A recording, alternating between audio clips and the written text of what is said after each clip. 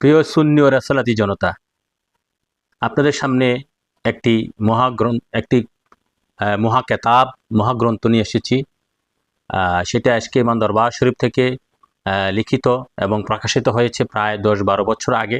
আপনার এই কেতাবটি হচ্ছে, এই কেতাবটি নাম হচ্ছে ইমান বেহেশতের চাবি। নামাজ বেহেশতের চাবি নয়, বেঈমানের নামাজ দোজখের চাবি হয়। আপনার নাম দেখে বুঝতে পারতেছেন যে এই কেতাবটি আসলে কি সম্পর্কে আলোচনা করা হয়েছে।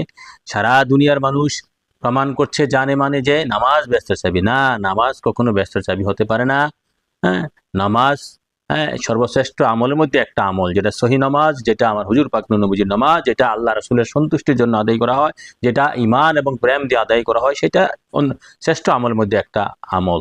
তবে ঈমানই হচ্ছে মূল। ঈমানের কারণে নামাজ কবুল হবে, ঈমানের কারণে আপনি বেহেশতে প্রবেশ করবেন, ঈমানের কারণে মুক্তি পাবেন, ঈমানের কারণে জান্নাত পাবেন, ঈমানের কারণে নাজাত পাবেন, ঈমানের কারণে কবরে, হাসরে, মিজানে, ফুলসারাতে আপনি নাজাত পাবেন, মুক্তি পাবেন। আমল দিয়ে কিয়ামতের আগে পরে নাজাত মুক্তি পাওয়া যাবে না, কোশ্চিন কালেও না। সেইটাই প্রমাণ করা হয়েছে এই কিতাবের মধ্যে, শত শত কোরআনের আয়াত, শত শত হাদিস শরীফ দিয়ে এবং যুক্তি দিয়ে প্রমাণ করা হয়েছে যে ঈমান এই বেহেশতের চাবি। ঈমানের কারণে, আমলের, ঈমানের সহিত যারা ঈমানের কারণে বেহেশতে প্রবেশ করবে।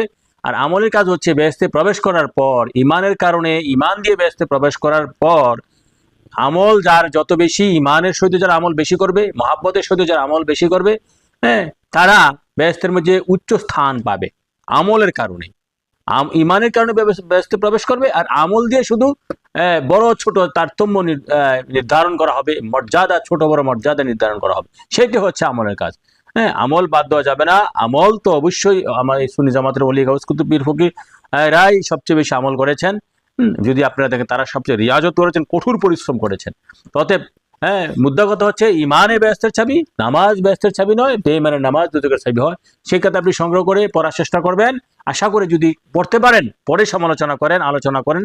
আশা করি পড়তে পারলে যারা ঈমানদার মুমিন মুসলমান, তাদের ঈমানই তাওয়াজ্জু, ঈমান বুলন্দ হবে, ঈমানই প্রেম শক্তি বাড়বে। আল্লাহ রাসূল আমাদেরকে সেই বইটি পড়ে আমরা ঈমান যেন বুঝতে পারি, ঈমান যেন আরো বৃদ্ধি করতে পারি, ঈমান যেন আরো বুলন্দ করতে পারি, আশা ব্যক্ত করছি। আমা আলাইনা ইল্লাল বালাগ।